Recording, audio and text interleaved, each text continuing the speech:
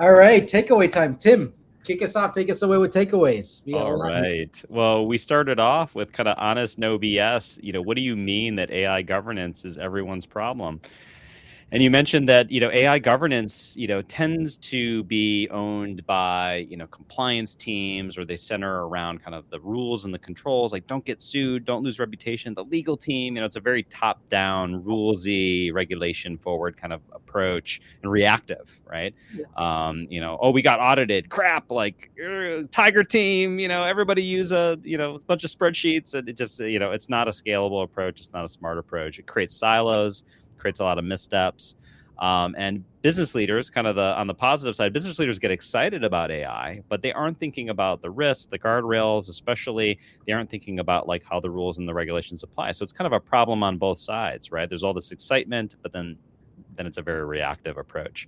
You mentioned, one of our favorite analogies, the seatbelt is in the car, right? The brakes are in the car. Choose your analogy, right? So that you can drive faster, right? Race car drivers can go, hundreds, almost 200 miles an hour because of these things that are in place. And that's what we need to do in our businesses. We need to move so fast. How do we get engineers more interested in governance? Change management, right? Helping them understand how AI affects them. Educating about the frameworks, right, in the language they can understand, but things like NIST and ISO and EU AI Act, they're important. They have big impacts. We already do all sorts of work that's similar to AI governance. Think about configuration access, role-based access control, model cards and evaluations, right? So there's analogies we can tie to. And we can create an AI collaboration charter, which is a collaborative approach and document and kind of framework for the organization that becomes the strategy for governance for the group and creates accountability.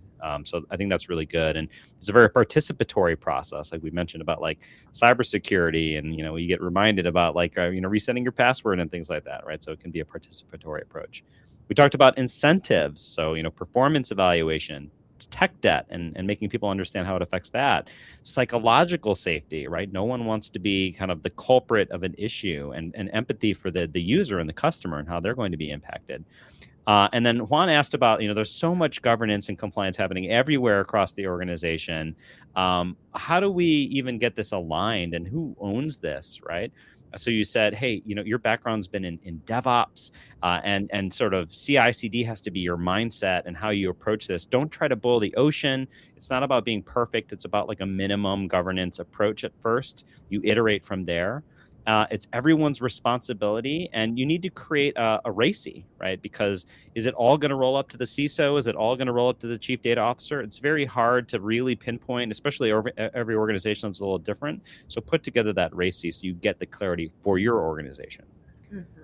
And so much more. But Juan, what were your big takeaways? So we got into governance as code, and what I really like, you bring your perspective from your background, your DevOps and SecOps background. So, because like we've already been doing all that type of stuff, you're bringing that to governance here. So first thing is translate your governance rules, which usually live in documents, and that should be in your DevOps, your MLOps, your DataOps code. 4 things: codify, JSON, YAML, whatever it is, version control in GitHub, automation, the checks that automatically run, and it's auditable. That's how you have the verifiable proof. But we all started like, how do you actually do this? This is you're still taking your text and you turn it into code. Governance people, engineering leads, right? The compliance people, like they're the people who understand this. They need to be in the room to be able to go do this. But also note that you need to have a roadmap. You're not going to go boil the ocean. It's always a theme, not boil the ocean. Roadmap. What is your North Star? What are the goals you have? What are the regulations that you're most concerned about? They're going to affect your business and so forth. Start with that, and then you're going to start kind of building from there little by little. So policy of code isn't something you just jump into. It's something to start small, and you're going to kind of go and iterate around that. And yes, there'll always be hiccups, but how bad do you want those hiccups to be? I really like that.